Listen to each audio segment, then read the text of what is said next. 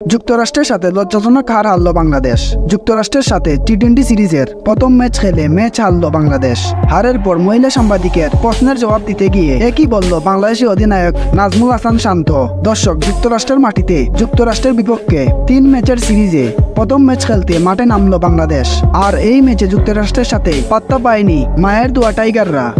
এই ম্যাচে প্রথম ব্যাটিংয়ে মাঠে নামে বাংলাদেশি টাইগাররা। বাংলাদেশি ব্যাটাররা কেউই ভালো ব্যাটিং করতে পারেনি, তবে তাওহিদ হৃদয় হাফ সেঞ্চুরি করেছে এবং বুড়োর ইয়াদের 31 রানের সুবাদে 153 রান করতে পেরেছে বাংলাদেশি টাইগাররা। 154 রানের টার্গেট নিয়ে মাঠে নেমে দুর্দান্ত ব্যাটিং করে জয় তুলে নিয়েছে যুক্তরাষ্ট্র, যদিও মাঝে তারা কয়েকটি উইকেট হারায়।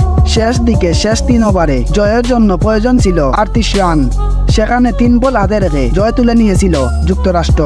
শরীফুল ইসলাম দলীয় 18 নম্বর ওভার করতে এসে খরচ করে বসেন 14 রান। মুস্তাফিজুর রহমান দলীয় 19 ওভার করতে এসে খরচ করে বসেন 15 রান। শেষ ওভারে যুক্তরাষ্ট্রের প্রয়োজন ছিল 9 রান, সেখানে বোলিংয়ে আসেন বুড়ো রিয়াদ। বোলিংয়ে এসে 3 বলে 9 রান দিয়ে বসেন। যুক্তরাষ্ট্র সিরিজের প্রথম ম্যাচে দুর্দান্তভাবে জয় তুলে নিয়েছে।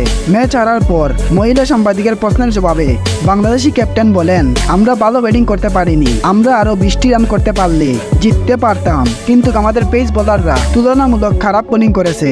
আগামী ম্যাচগুলোতে আমরা ভালো করার চেষ্টা করব। দর্শক, আপনার কি ধারণা হয় আগামী ম্যাচগুলোতে মায়ের দোয়া টাইগাররা ভালো খেলতে পারবে কি? আপনার কি ধারণা হয় অবশ্যই কমেন্ট বক্সে জানাবেন।